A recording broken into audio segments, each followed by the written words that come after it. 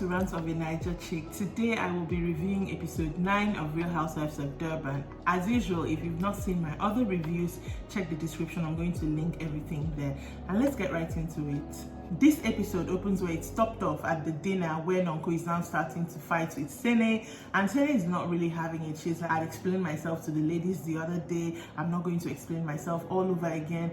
At a point, Sorisha even stepped in and kind of like defended Sene, which I found very odd, because what she was saying and what Sene had told her, which is that she had said that Annie slept her way to the top by herself, she was saying something that was different, except part of the conversation was edited out, but it was not adding up for me. Now at this point, Nonku is almost like fighting everybody because nobody is really actually standing up for Nonku. So at a point she got up and left, that she was not even going to deal with the ladies anymore, and she was crying in her room. I kind of felt bad for her because I mean there was literally nobody in her corner at all. And with that, the vacation at Darkensberg ended because everybody went back to Durban, I'm guessing. I mean, that was the last night of the dinner anyways. So the next thing now shows Annie and her sister going shopping. So she's just telling her sister everything that happened over the weekend, basically saying in her confessional it was a waste of her time, and that now she's back. She has gotten an invite to the fight night that Jojo's husband was supposed to put together for the husband. That she doesn't know if she's going to go, but she's going to shop for an outfit regardless. I'm like, girl, of course, get an outfit out of it. Whether you go or not, get an outfit out of it. The next scene shows Nonku and Sorisha.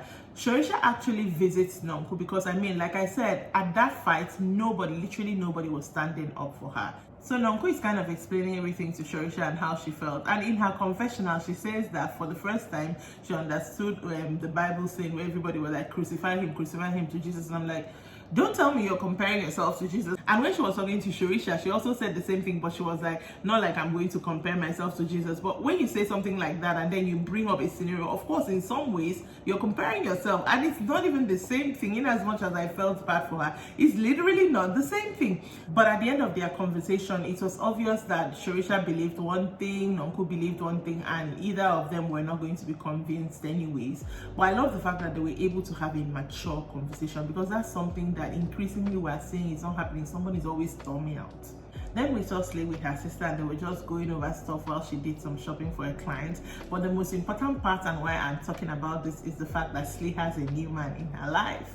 And in her confessional, she was looking all flushed and giddy. I don't know if we're going to see this man in upcoming episodes or maybe another season, because this season is almost wrapping up, or maybe it's just something she's introducing for a new season, but we shall see. But Slay has a new man in her life, and she says she thinks she's falling in love, so that's cute or whatever. While Slay was shopping for her clients, Mbali actually called her that she wants to see her, and we haven't seen Mbali for some episodes now. So Mbali went over to Slay's house after that, and they were having a nice time. She brought a bottle of wine. I noticed it was Nonku's wine because Nonku owns a winery, whatever, but it was Nonku's brand. And they were sitting down gisting, and she was just, apparently Mbali doesn't even know that Nonku is not on speaking terms with Slay, who is her friend. I'm like, girl, you're so far out of the loop, like you're not even in the same Durban anymore. But anyway, Slay's just filling her in on everything. And all of a sudden, Slay drops the bomb that Nonku said that Mbali was giving her Mabuse vibes. Mabuse is a friend of the show that appeared in seasons 1 and 2. And to be very honest, the minute she said it, was like, oh my God, this is going to bring problem. And Mbali did not take that at all. First of all, Mbali collected the wine glass, collected Slay's glass, took her glass, took the bottle, took it to the sink, dumped it. I cannot be supporting this girl. The wine even tastes horrible. She was very angry. Like, I felt like she was going to leave Slay's house and go to Nonku's house because they are neighbors. She was so angry. The whole conversation was soured, and not so long after that, Mbali left.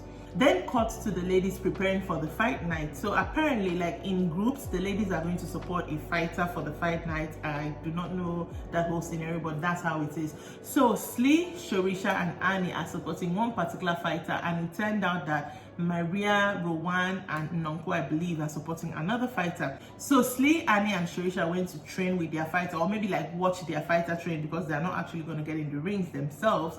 And after the whole thing, they sat down and they talked, and Slay was like, she doesn't even know why she's doing this because she's not sure of coming to the event. I mean, she has her own issues with Jojo. And in that scenario where she's like saying, in that scenario where it's an invite to everyone plus their partner, she's going to show up again single and have them say that she was flirting with someone someone's man or asking someone's man to bring a man and stuff like that. So Adi now says, okay, fine, my husband doesn't need to come. Jojo is like, my husband doesn't need to come, we can go together, like, you know, we can be like, go together on a date amongst ourselves, which I found really, really sweet. Fight night comes, and Maria is the first person who got there with her husband. Then Ru went there, then Mbali made an appearance with a friend, and then Nonku comes with Arati. When Nonku gets there, she sits down and she sees Mbali seated like in a table just by their side. So she walks up to Mbali to greet her. I mean, they haven't seen Mbali in a while as well. She walks up to Mbali and greets her. The way Mbali was cold, like ice cold, Nonku was standing right there next to her like this, and Mbali was, she did not say anything. I'm like, even if I'm beefing someone and the person is that close, honestly, I will greet you. And the funny thing is, she doesn't even know why you're beefing her. So after a while, Nonku was just looking very lost. She went back and sat down, was just trying to tell Arji she doesn't understand what's happening, that she's so lost. Then Bali turns around to her and says, you told me I gave you Mabusi vibes. What was that? You said I'm dirty, I'm low, that you are rich. So now, like, there must have been some other things that Slee said that we did not hear. Like, what's going on? What's with the you are rich, I'm low, I'm nothing? I surely didn't hear all that in that particular conversation that Slee said. I only heard the Mabusi vibe. So she's like, you called me all these things. I don't understand why you're coming to say hi. What's the hi for? And then she faces front again. Again, Nonku is still looking very lost. Even Bali said it in her confessional. Could Slee have maybe made things up to tell her, because Nonku is looking like she doesn't even understand what she's saying. Nonku is now trying to explain to Arati that the Mabusi vibes thing, that she actually said it to her. Then they cut off and give us a flashback where early in episode 1 or 2, I think the first time everyone was meeting Maria, Nonku was there, Jojo was there, Maria, and then Bali was there. But Mbali had actually gotten up to go pee, and then Nonku said she is giving me Mabusi vibes. So technically, Mbali did not hear when she said it. And then it cuts back to her and Ardi. So Ardi is like, but that's not what she's really talking about. She's talking about this low and this rich vibe something. The way Ardi was saying it, I feel like he was a little bit embarrassed by the whole scenario, and she was like trying to hold Nonku accountable also. Did you actually say this? So Nonku was like, I didn't say it, not even to anybody, not even to Slee. And the whole thing was just so awkward. Then Jojo, Sorisha, and Slee came in. They were all wearing like suits. They had decided to wear suits and just look like giving powerful vibes. I really like that group. I hate the fact that the group is fragmented, but I really like that side of the group. I'm really going to pitch my tent on that side. They walk in, again, they're sitting next to Nonku and Ari, but nobody's greeting anybody. The whole thing was just awkward. Then Fight Night starts and they have to get down to where the ring is, and the whole episode ends when Jojo gets there and she calls Nonku, hey, I'm outside, come and pick me. First of all, I don't understand why she came there that late, and I haven't seen Calvin in all of this, so I don't know where Calvin was, but that's where the episode ended.